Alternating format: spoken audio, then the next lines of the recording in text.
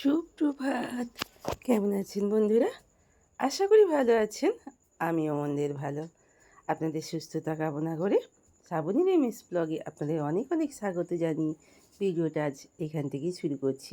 যদিও ভালো আছেন কি না জানার কথা নয়, এই প্রচণ্ড তীব্র গরম এই ফার্স্ট টাইম আমরাই দেখছি আমার এই বয়সে। ওরে বাপরে! আমাদের মেমারিতে তো 44 ডিগ্রি, আপনাদের ওখানে কত চলছে সেটা তো আন্দাজ করে বুঝতেই পারছি।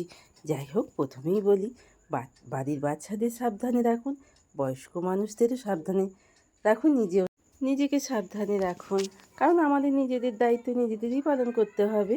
কারণ যাদের বাড়িতে আমার মতো কেউ নেই, কেউ দেখার নেই, আমাদের নিজেদের দায়িত্ব নিজেদেরই পালন করতে হবে। তো বাচ্চাবাবু বাড়ির সামনে থেকে দুটো মাছ নিয়ে নিয়েছে।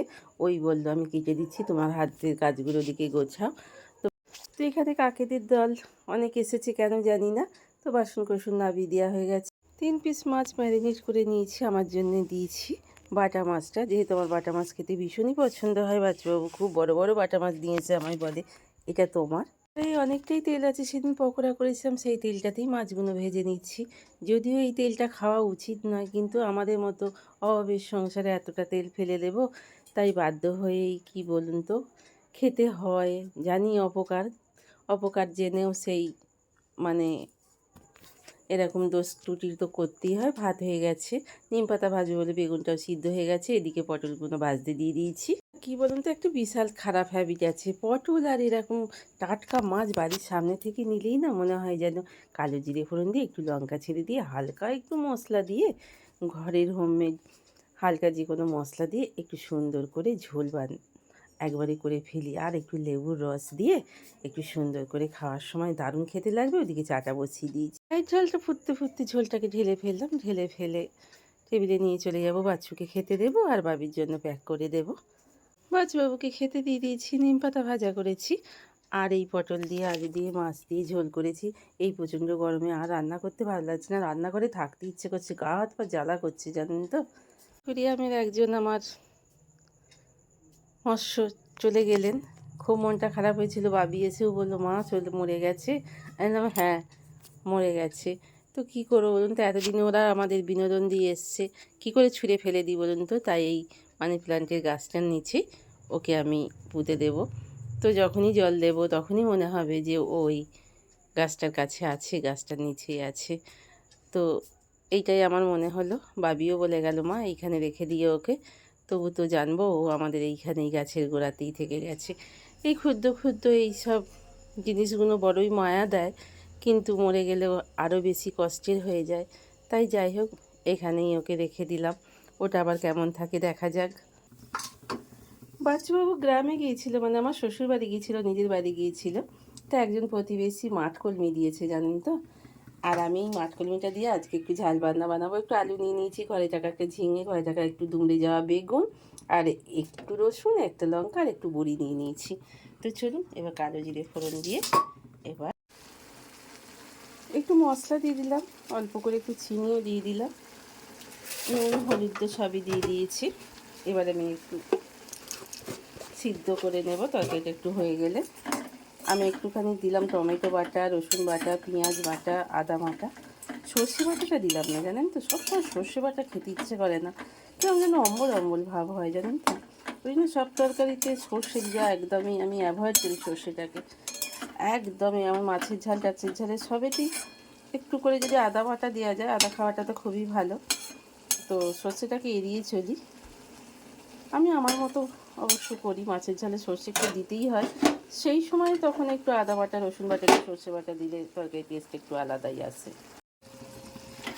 ওতে একটু সর্ষের তেল দিয়ে দিলাম কাঁচা, হেভি টেস্টি লাগে খেতে একটু কাঁচা সর্ষের তেল। কিন্তু অবশ্যই এখনকার দিনে না কাঁচা সর্ষের তেলটা খাওয়া একদমই উচিত নয়, কারণ এই তরকারিটা যদি সবাই খায়, ছোট বড় সবাই, যেহেতু ঝাল টাল দেওয়া হচ্ছে না, যদি বাচ্চারা শাক খায়, খেতে পছন্দ করে, অনেক বাচ্চাই শাক খেতে পছন্দ করে, তখন এই কাঁচা সর্ষের তেলটাই কিন্তু খুব খারাপ। আমি যেমন আলু ভাতে মাকে কী করি বলুন তো, যেহেতু আমাদের প্রেশারের রোগী, সেহেতু নুন আর তেলটাকে একটু পুড়িয়ে নিই হাতায় করে, দিয়ে আলু টালু ভাতে আমি মাখি।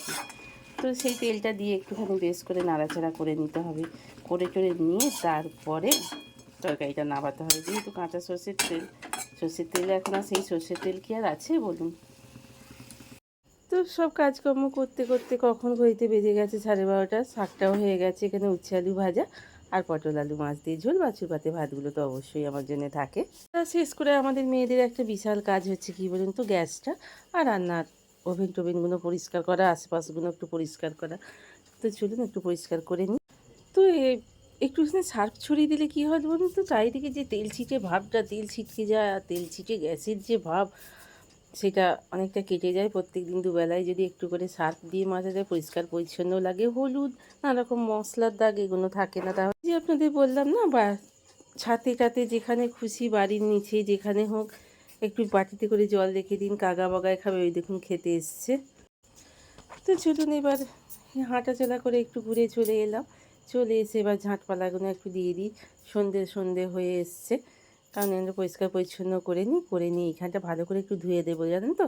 ধুয়ে দিলে কী হয়, বাচ্চু এলে বাচ্চু আর আমি এখানটা একটু বসতে পারি।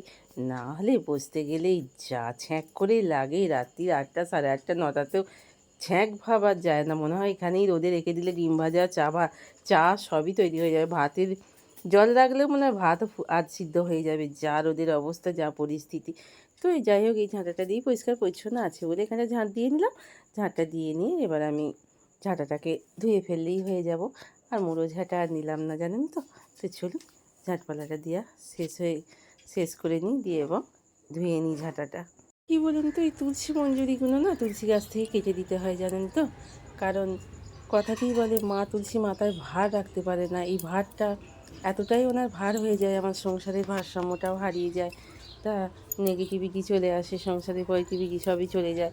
তাই জন্যে অতিরিক্ত যখনই তুলসী মঞ্জুরি হবে কেটে ফেলে দেবেন না। তুলসী মঞ্জুরিগুলো ভালো করে যত্ন করে যদি রেখে দেন, চা খেতে পারেন, কাশি টাশি হলে মিছরিতে দিয়ে খেতে পারেন। এই তুলসী মঞ্জুরি কত উপকার।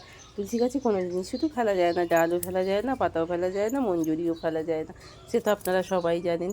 তো যাই হোক, তাই জন্যই বলছিলাম যে তুলসী মঞ্জুরিগুলো কেটে দেবেন, মা তুলসীর মাথা যেন ভার না হয়। তাহলে আমাদের সংসারে অনেক অমঙ্গল হয়, সংসারেও ভারসাম্যটা বজায় থাকে না। তো এই কথাটা বলার জন্যেই। তো চলুন, গাছটা থেকে সবই কেটে দিলাম। এবার তুলে রেখে দিই, নিচেতে অনেকগুলো পড়েছে, যত্ন করে রেখে দেবো একটা ক্যারির মধ্যে, চায়েতে দেবো। মাঝে মাঝে কাশি টাশি যখন মানুষের হচ্ছেই, তো সর্দি কাশি কফ জমে যাচ্ছে এই প্রচণ্ড গরমে, এতে প্রচণ্ডভাবে দরকার লাগবে। অনেক সময় মঞ্জুরির দরকার যখন পড়ে, অনেক সময় দেখবেন মঞ্জুরি খুঁজে পাওয়া যায় না, তুলসী মঞ্জুরি, এমনকি তুলসী পাতাও পাওয়া যায় না। তাই এগুলো রেখে দিলে আমাদের সংসারেরই অনেক উপকার হবে। তাই জন্য আমি রেখে দেবো, জানেন তো। Good evening. তো সন্ধে দিয়ে একটু টিফিন করে নিয়ে চলে এসেছি। আজকে ডিনারের জন্য কী ভাবছি বলুন তো, এই প্রচণ্ড গরমে রুটি করব না, কিন্তু বানাবো তড়কা। তাই জন্য আদা রসুন পেঁয়াজ এবং টমেটো একসঙ্গে পেস্ট করে নিচ্ছি, পেঁয়াজ কুচিয়েও নিয়েছি। ডালগুলো একটু প্রেসারে দিয়ে ভালো করে সিটি দিয়ে নেব 6টা 7টা, কারণ বাবি একটু গলা গলা ডাল পছন্দ করে, ঘুগনি বলুন আর তরকারি বলুন। তো চলুন অন্তত 6টা 7টা একটু নুন দিয়ে একটু সিদ্ধ করে নিই। তো যাই হোক, পেঁয়াজগুলো একটু ভেজে দিই, মশলা পেস্টটা হয়ে গেছে। তেজপাতা জিরে এবং পেঁয়াজটা ভালো করে ভেজে নিয়ে তারপরে মশলা টশলা ভালো করে কষিয়ে নিয়ে তারপরে তরকাটাকে ঢেলে দেব। তো চুলুন আল্লাহ করছে মুসলিম ভাইরা। তো যাই হোক, পেঁয়াজটাকে ভেজে নিয়ে আমি ডিমগুলোকে ওর মধ্যে দিয়ে দিচ্ছি, দিয়ে পেঁয়াজটার সঙ্গে ভালো করে ভেজে নিচ্ছি। এইবার আমি মশলাটাকে দিয়ে নেব, মানে নুন হলুদ চিনি লঙ্কার গুঁড়ো সব কিছু দিয়ে নেব, একটু অন্যরকম খেতে লাগবে। তো চুন ভালো করে আগে পেঁয়াজের সঙ্গে ডিমটাকে ভর্তার মতো একটু ভেজে নিই। তো চলুন এবার মশলা দিয়ে ভালো করে কষিয়ে নিয়েছি এবং তরকারি ডালটাকে দিয়ে দিলাম, দিয়ে নিয়ে ভালো করে কষিয়ে নেবো। অবশ্যই একটু মিষ্টি মিষ্টি খেতে ভালো লাগে আমাদের, একটু প্রয়োজন মতো চিনি দেবো। চিনি না হলে, মিষ্টি না হলে কোনো তরকারি ভাবি ঠিক পছন্দ করে না। আমিও অবশ্য পছন্দ করি না, একটু মিষ্টি মিষ্টি তরকারি আমাদের সব খেতে, যেহেতু ঝাল খাই না সেই হেতু একটু মিষ্টি মিষ্টি তরকারি হলে বেশ খেতে ভালো লাগে, তাই জন্য একটু চিনি দিই। একটু গরম মশলা ছেঁচে দিয়ে দিয়েছি, কসুরি মেথি দিয়ে দিয়েছি, আর উপর থেকে একটু বাটার দিয়ে দিয়েছি। চলুন অলরেডি আমার হয়ে গেছে তরকাটা, নিম তরকা। তো আজকের মতো ভিডিওটা এইখানেই শেষ করলাম। যদি ভালো লেগে থাকে একটা লাইক কমেন্ট করে দেবেন, ইচ্ছা হলে সাবস্ক্রাইব করে পাশে থাকবেন। এতক্ষণ পর্যন্ত যেসব বন্ধুরা আমার সাথে ছিলেন, তার পাশে ছিলেন, তাদের অসংখ্য ধন্যবাদ জানিয়ে আজকের মতো শেষ করলাম। Good night.